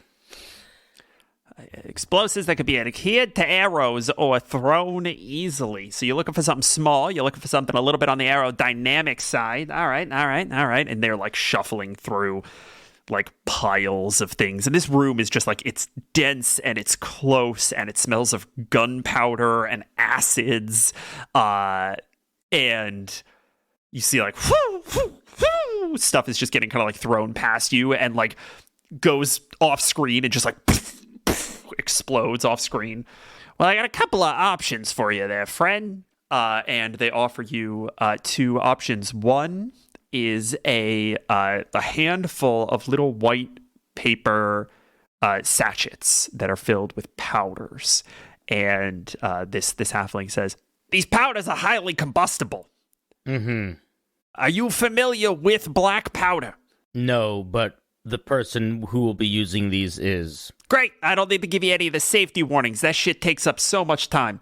And then they hand you a couple of vials, 4 vials of a kind of bluish black thick liquid. Ever use alchemist fire? No. I don't need to give you the safety. You'll figure it out. You're a smart lad. We're I gonna love how die. responsible this seller is. It's like, here's the safety. How many of each of these does? So did he 4 say? vials of alchemist fire, and go ahead and roll me a, we'll say 2d4 for the powder. 5. Okay, that's 5 of the sachets of black powder. There is one more thing. I would like one very large explosive. Now we're going to be blowing up some parliament buildings. Okay. All right. I see. I understand. Do you want to take out a whole city block? Are you trying to take out like a small patch of forest? What's your angle here, friendo? I would like it to be as devastating an explosion as possible, within reason for me to hold in an object that is not much larger than a barrel. Uh-huh. I would like to be able to hold it and throw it myself. So I have a question for you specifically. How is Guard planning on paying? What's the thinking here? I think Guard is going to assume that he can take it. Okay. Then he's going to offer that this guy should get paid by the government because we know the king. And then he's either going to threaten him or kill him to take it. That's probably going to be the order of operation. The escalation. Okay. I think we get through the first two, and I think that there is a level of incredulity met to those first two approaches. So why don't you go ahead and roll me an intimidation check? We know the king. That is the language you would use. That's a natural 20. Yes. Or 22. We know the king. We know the king. I think it does escalate to violence, right? I think that natural 20 is like the threat of, and I think that this guy has like taken everything back. What does it look like when you get a natural 20 on intimidation here?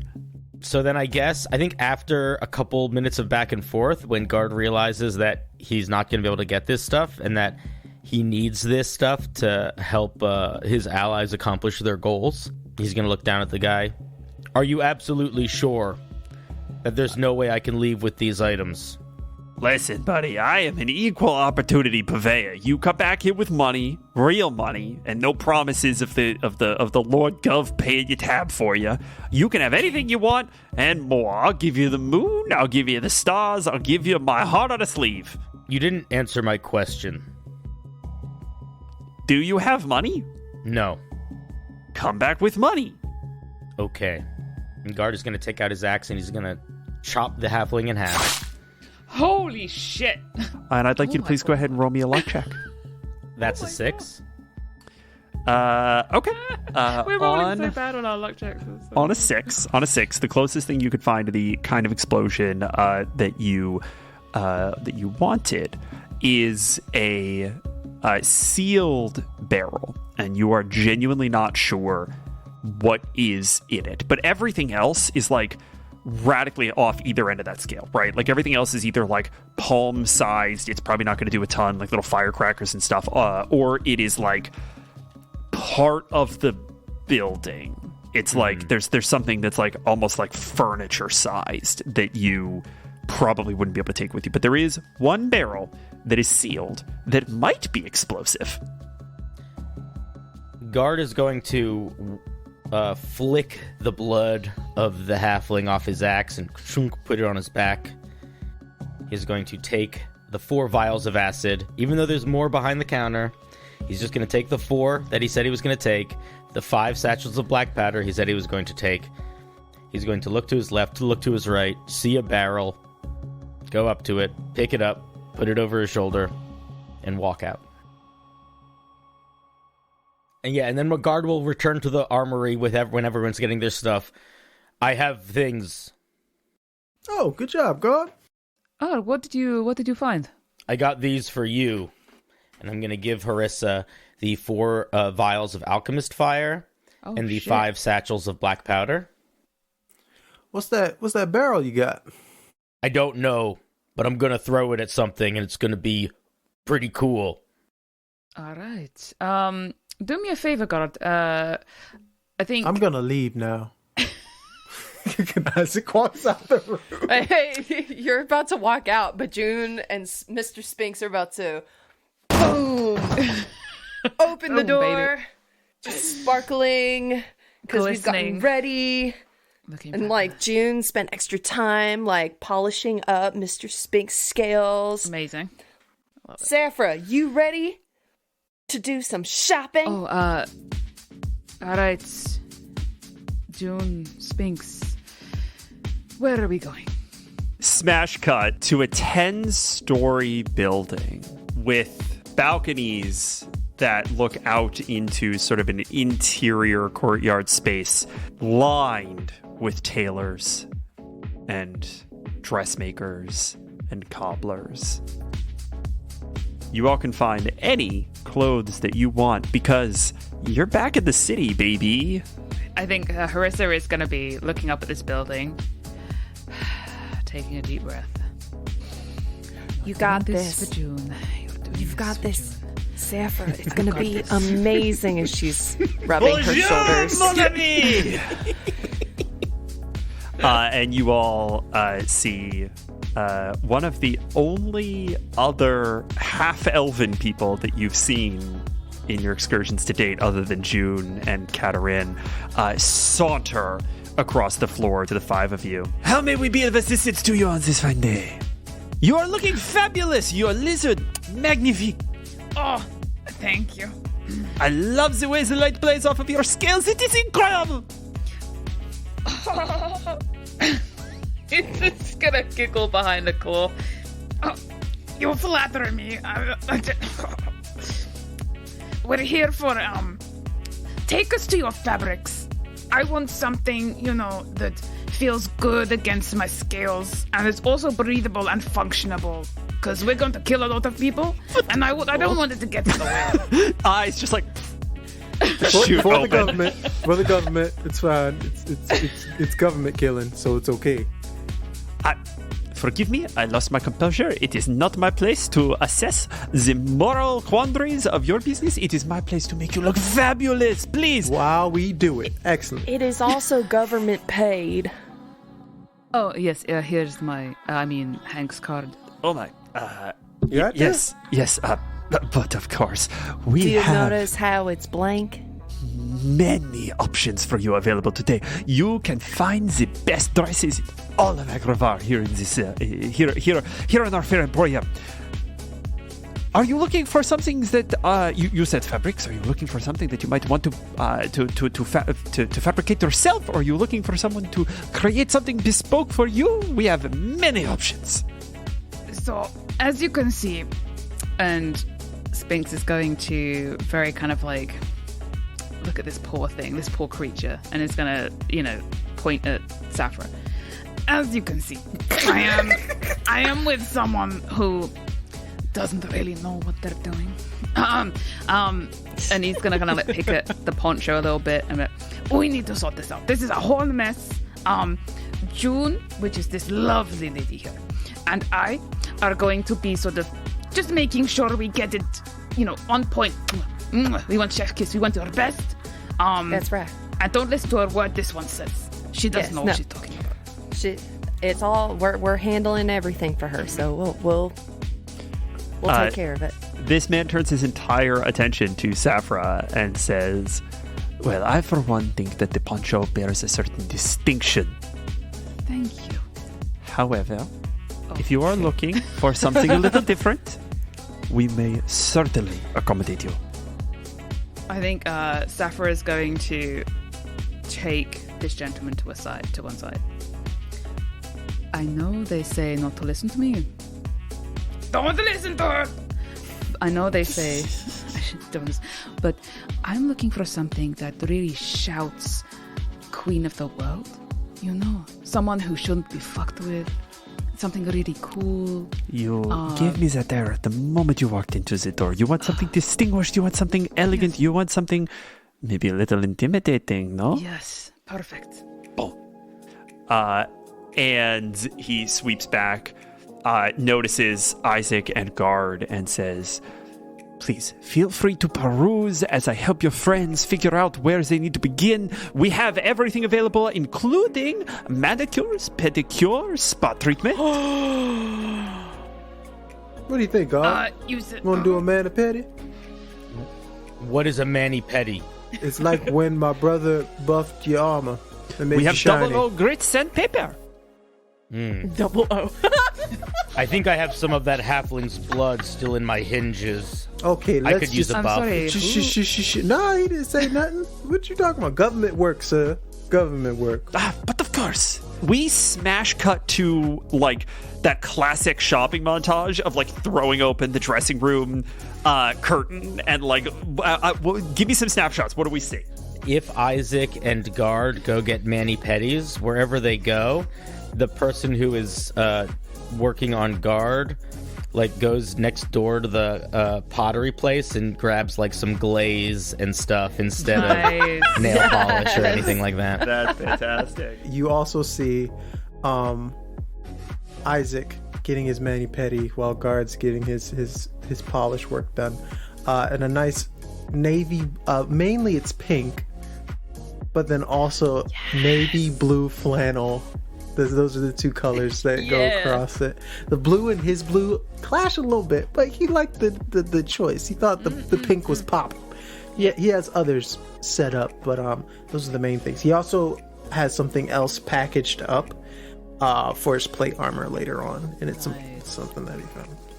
Well, June already knows exactly what she wants, so she's gonna like tell the shop guy and then run back over to start picking out things for Saphra. So I like to imagine that like Sphinx and June are like crawling all over the shelves, pulling stuff down. Yes.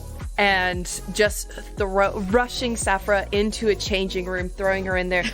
You stay right there and you wait, and we'll just bring stuff to you. And we are just like throwing stuff at her and just over the top of the door, like yep.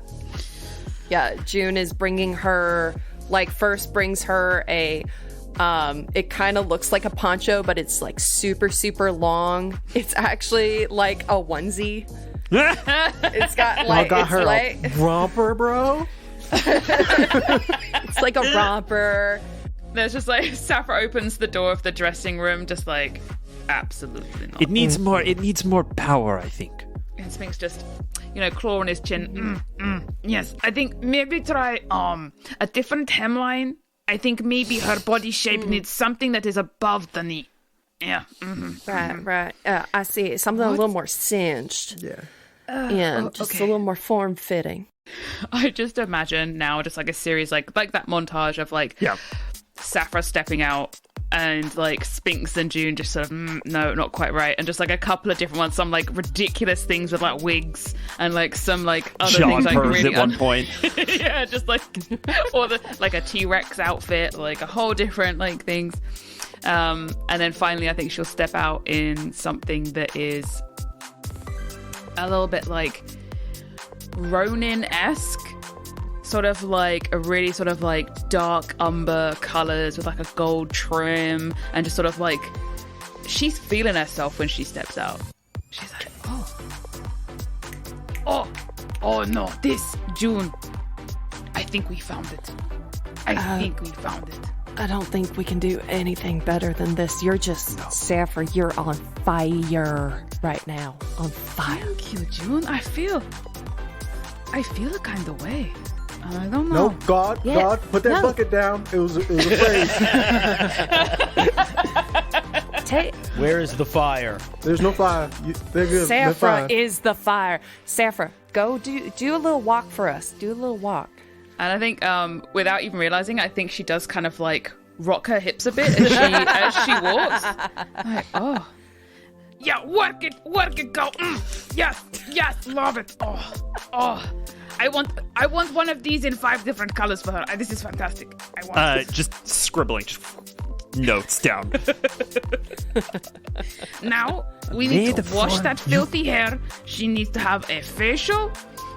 Wait, what do you mean filthy hair? You want to wash the hair, wash the face. This half elf snapping every time Sphinx says something, and like another person like runs up, and eventually Saphra is hoisted. Give her a scalp massage. And rushed off to be pampered. Wait. June's gonna put up a high five with Mr. Sphinx. Yes. Yeah. The jumping high five. Yeah, you guys freeze frame.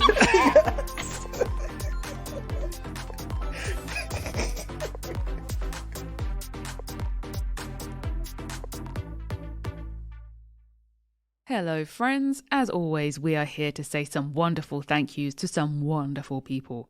But first, we have 2 new people to say thank you to. Give a warm welcome to Patrick Yackley and Nick Peterson. Welcome, and thank you. But where would we be without our steadfast rally defenders? the delightful Darlene Wallace, the debonair Darksteel Panda, the esteemed Elderberry, GamerTube HD the Great, the luscious Lord Dreamer, magnificent Michael McFarlane, the radiant Randolph Jenkins, and of course, the ravishing Reshi Snivy. Where would we be without all of you incredible people? Probably crying in a gutter somewhere. So thank you. Thank you very much. And goodbye.